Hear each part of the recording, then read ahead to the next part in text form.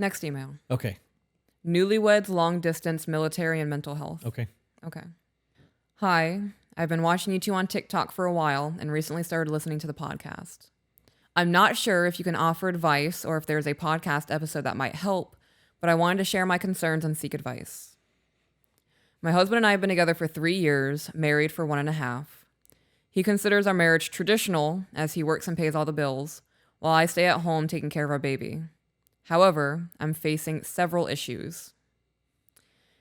He engages in virtual cheating, creating fake Snapchats for explicit content, claiming it's how things were in the olden days and justifies it because he pays the bills. Snapchat didn't exist in the olden days, so there's that. Everybody dictates the standard in their relationship and their boundaries. My husband and I agree that even looking at another human being lustfully is a form of cheating. This is something that I would not accept. This would be a very in-depth discussion, and there will be multiple avenues of solution. And it all depends on how my husband would like to take it. Elaborate on that. So if I came to you and I was like, babe, when we got married, we both agreed that this was not going to be a thing that we're doing. And now you're doing it and you're justifying it by saying that because you make the money to pay the bills, I'm shit out of luck. I'm not okay with this. You are going back on your vow and your word to me. We need to figure this out. And that would be whether you delete all of the apps off of your phone. We do parental controls. I get an app where I can see what you're doing on your phone. Or if you don't want to give any of it up and want to continue living your life that way, then this might not be for us. This, in the title, it said long distance. Correct, because of the military. Right. So he's alone and lonely. Yep. And he's feeling a need within himself, and he's doing it with somebody other than his wife. Right? So what does that say about the relationship? Is he not attracted to her anymore? Does she not flirt and keep that intimacy alive? Right. Is it not worth trying because, well, you know, we have a kid and I didn't do my hair today and I don't have makeup on and I'm not feeling sexy, so I'm not going to send you a photo. Like, there's a whole lot of other side of this story. Y'all could be FaceTiming. We could be doing a whole lot of things. A whole lot of things. No, like FaceTiming with a hey. Yeah. I still get dirty pictures from you while I'm in the same house. Yeah, you do. You'll be sitting at your computer working. So the intimacy can be kept alive. And if those needs are not being met, I really truly believe that when a man finds a woman that checks all the boxes and does all the things that keeps him completely enamored, he's not going to do those other things. There are men out there who believe it's okay to cheat, right? There are men out there who will tell a woman straight out, I will marry you and I will love you unconditionally and make sure you have everything that you need in life. Just know I'm going to fuck other women. And there are women out there who'll be like, okay. And those two will work out real well because the sex won't mean anything to him. They will be fulfilling each other and all of the other intimacy. And that's their understanding of what their life is. Yep. We are not about that. That is the understanding of our marriage. Yep. So that comes down to a choice. Just like the letting the intimacy die. One of our nephews is texting me and he sent me a video of a jar that's kind of like a lava lamp that he made. I was like, oh, dude, how'd you make that? And he's sending me all the ingredients and he's like, oh, yeah, and vegetable oil. And I was like, oh, I have vegetable oil. Not me taking tips from like a 9-year-old on how to build a homemade lava lamp. And I'm actually excited about it. That's funny. Before he went overseas, I wasn't allowed to do single activities like going out with friends. He, on the other hand, could go to bars, talk to anyone, and return home whenever he pleased. So you didn't establish boundaries on your end, only on his. Got it. Was this also before marriage? Does that matter? I think it does. Why? Because if this was a set thing before you guys got married, why would you say yes to that proposal? Okay, yeah, that makes sense. I was still hung up on the boundaries aspect of it. Because I would have set those boundaries in the beginning. Well, if I can't go to the bar, why are you? Yeah. Oh, you're going to go anyways? I'm not living like this. Yeah. Right? Those boundaries need to be set. 100%. He watches porn or OnlyFans daily, citing dissatisfaction with our sex life. So he's telling you what the problem is. Yeah. But there's definitely an addiction there. However, I find it challenging to connect emotionally when discussing my feelings. When discussing my feelings leads to arguments. Okay, so how do you discuss your feelings? How did it go from her not taking care of his needs sexually to her feelings? Because so for women, sex is like directly linked to emotion. No, I get that. So if she doesn't feel like she can safely talk about her emotions to her husband, even if it's the way that she's communicating it and she's starting the arguments, she does not feel that romantic connection that leads to the want of the sexual desire. Okay, so how does that get fixed? Because he's telling her what the problem is. Right. And he's leaving it up to her to fix it. And because she can't fix it, she's getting mad that he's seeking out external validation or whatever you want to call that. Right. So the problem is their communication. Either she's delivering her feelings in a very attacking way where he feels he needs to defend himself, or he is on the defense no matter what due to unresolved things from his end. So either way, it's the communication breakdown. I don't know what the solution is. She didn't include any examples of how she conveys her feelings. Are you processing? I'm going to say some things that's going to get us hate. Okay. So what I was going to say, and it's going to get us hate on the internet, is that you have stated over and over and over again that if I wanted sex, you were going to put out. Oh, correct. Because it's your wifely duty to make sure that my needs are being met.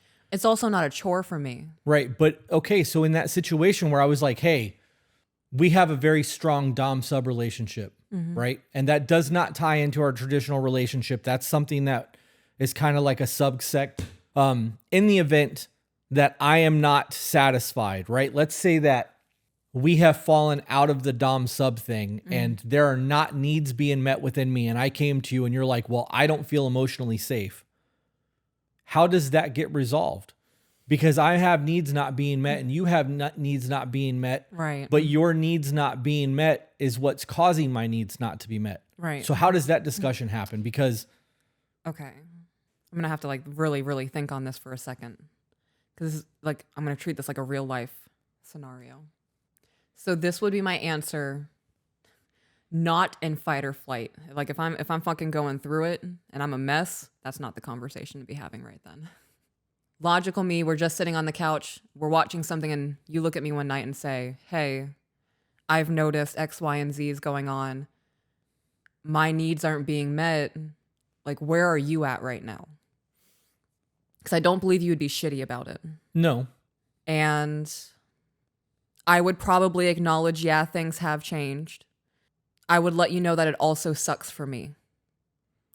Because I would hate not having the desire that I have for you.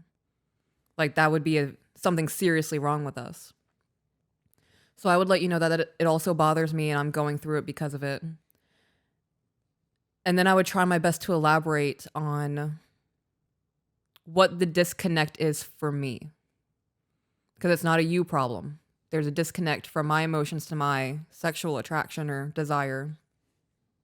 But also knowing me, I would have a map ready for this. Like I would have already connected the dots on things. I might still be hung up on something, and that's why I haven't brought the conversation to you. I would say something along the lines of, I've noticed that I don't feel heard in our conversations when I come to you about my feelings. I notice that one of us becomes elevated. It seems like there is a misunderstanding. And I'm trying to figure out if I am the reason that we can't figure out, like be on the same page of what's going on with me. For you to react and not hear my feelings and be super shitty, like there has to be a massive, like I'm talking at a level 2 and you're talking at a level 9. We're not on the same story here. So what happens if that was your answer and I say to you, so because you were hung up on something emotionally that you haven't been able to work through yet, my desires and needs are not being met because of it. That's your response? That's it? Well, that's my question to you, because you're hung up on something. I'm Right. not. My sexual needs are not being met, and you're hung up on something that I have no idea or control over because I can't control your emotions. Right. So at that point, like, I'm not saying that what he's doing is right, right? That's not what I'm doing here. Me giving these hypotheticals is trying to figure out how to fix Right. the underlying sex issue that's going on there, because this is obviously, he's an addict. This is Right. super important for him. But I know that sex is super important to me, and our sex life is amazing. And if our sex life got fucked up because you were having an emotional whatever, and I was unaware of it and didn't know what was going on, and you didn't communicate with me, or you felt like you couldn't communicate with me, and our sex life got fucked up, and then I started looking at thirst traps on TikTok, and you got mad at me over it, I told you. I didn't think about all of that. I told you that my sexual needs aren't being met. We had an understanding at the beginning of our courtship that sex is an important facet of all of this. Mm-hmm. You're not meeting my needs. I'm clearly not meeting yours for whatever the reason is, but you're getting mad at me because you're not doing your duties. Okay. Had you told me that there was an emotional issue and something like that, and we were able to work through that, right, then we got to this point, that would be a different conversation than you withholding both your emotions and sex, right, and then getting mad at me because I'm looking at women on the internet. Okay, I wasn't thinking about any of that when I just gave you my answer. Well, that was my answer to your answer. What? I need to take a second. That was aggressive. I mean, that's... Right, I know, but that would be the response. So now I'm processing because I know you're frustrated. I am a key component in that frustration. Sexually frustrated. Right, sexually frustrated. This is what I would do after you did that. Because now I have to not take that personally, like ego-wise. I can't take that personally. So this is not an excuse. It's an explanation. I am somebody who needs that drawback to reality from my own brain sometimes. And you saying all of that would have grounded me a little bit more in reality. I have a hard time not getting wrapped up in my just cyclone of bullshit in my brain, like the mental illnesses and the self-doubt and the overthinking and the insecurities, and there's times where I'm Dorothy just going around in there. And every once in a while when you say something, it does ground me like that. So that would probably be one of those moments. So there would be a lot of self-reflection happening. And I would acknowledge that you were right, that was the agreement. And now I have wavered in that. That would be a problem for me. And that might be like a self-realization moment. And then I might start crying. There would be apologizing for dropping my duty as your woman and wife. So it would be accountability, apology, and then an elaboration on what I've been going through to help you understand, because now my tornado is your tornado. Your life has been calm waters until this moment where I tell you that I'm not okay. Right. Hence the frustration that you just had. This is a lot to process. Would you be able to give the emotional aspect that you haven't gotten into at that point? Because at this point, like you said, you're probably going to be crying. Right. You will be crying. Yeah. But would you be able to unload the emotional aspect of what's not being met from me in that moment without attacking me? I would have to try my best. And that's one of those moments where I'd have to preface with look, babe, I might be an asshole right now. I don't mean to attack you if it comes across that way. If I say something that sounds dick, say it back to me, and then we can work through to get to the real meaning that I have to give to you. And then we can move on from that to the next thing. And if I say something that's dick, say it back to me. Or just say, wow, that was really dick. And I'll think of another way to say it. Because not only is me saying I'm about to be an asshole to you, you being a dick to me, I can't take that personally because I'm being rough right now. So there would be resolution to this. Yes, there would have to be. Because the only way things are going to get better is if she feels that there's an emotional safety there, or she gives up of herself and does what he's wanting. Right. The issue that I see in all of that, just to take this a step further, is that when you watch porn and you are addicted to that, it gets worse. Oh, it does, yeah. The need to feel that right now and the things that you watch become more and more hardcore. More extreme. Right. And there's not going to be a balance. You guys, if you guys are listening to this, I highly recommend that you go back and watch the episodes, the interviews that we did with Emmanuel. He is a recovered porn addict who has a business helping people recover from addiction, from porn addiction. So highly recommend that you go look at previous episodes for that. I believe that they posted in January of this year. So, but he stated flat out that it gets worse. You're going for it. It's no different than a heroin addict. Right. You're chasing that high and your tolerance gets up and you're just going for that next thing and that next thing and that next thing. And what would have killed you in the beginning is now just enough to get you even.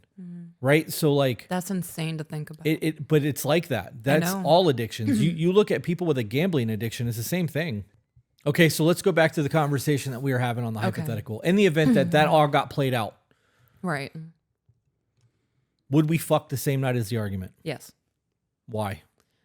Because there was resolution. Okay. And we aren't mad at each other after those moments. So even though that's a really big thing, it was just resolved. So if we've gone 6 months without having intimacy, that's too long. If we've gone... Yeah, even saying Right. that just made me upset. Don't do that. Let's 6 days. Let's say 6 days, because that's too long. Okay. So it's been 6 days. That's 6 days. That's too long.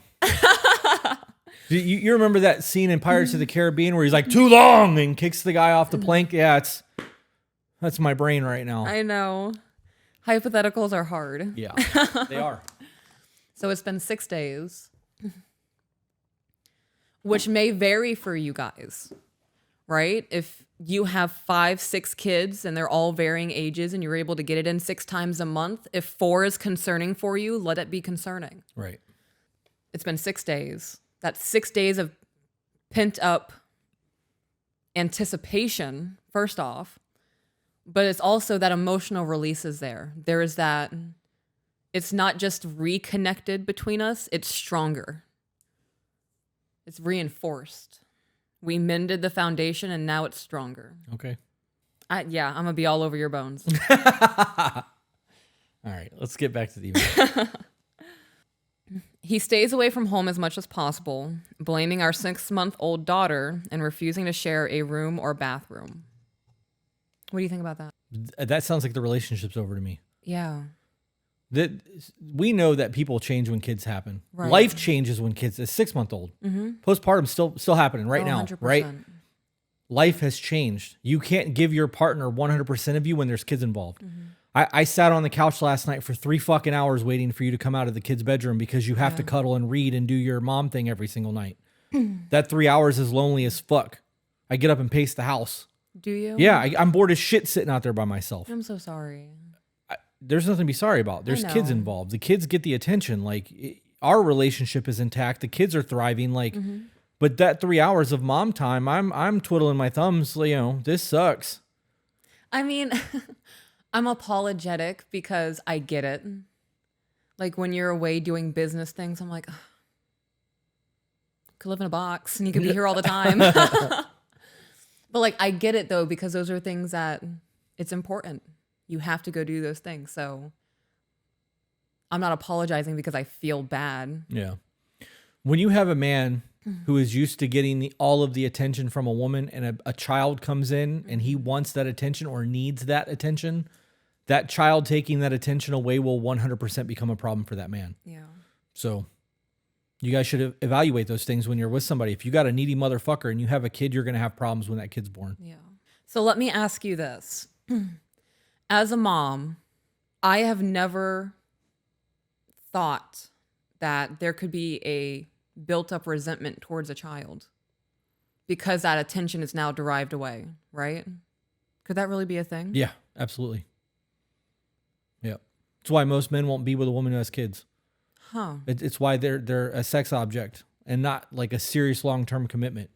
Is it? Okay. Especially when the woman's like, my kids come first no matter what, always. Right. Because now I know I'm not a priority and I'm going to be 3rd, 4th, or 5th on the list of things that are important to you, and there's no reason for me to commit to that ever. Right. And that would suck.